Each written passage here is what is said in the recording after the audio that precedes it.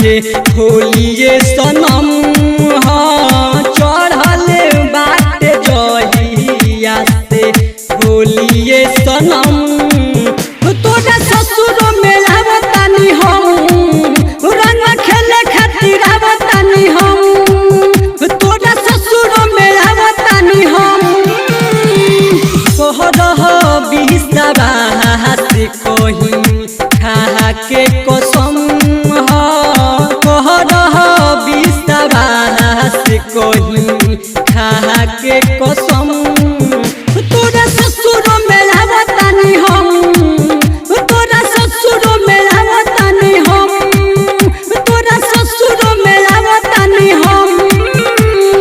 Kamlesh recording studio Mohammadpur.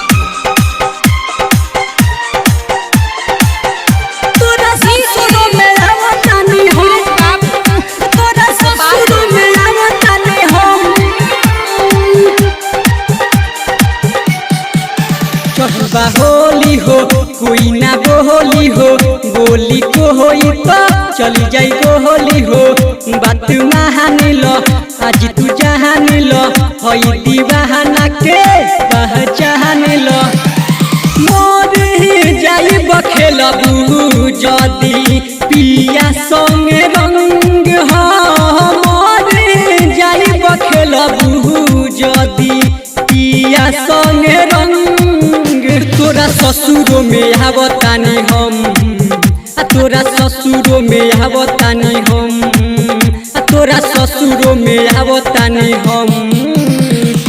Kamlesh recording studio Mohammadpur.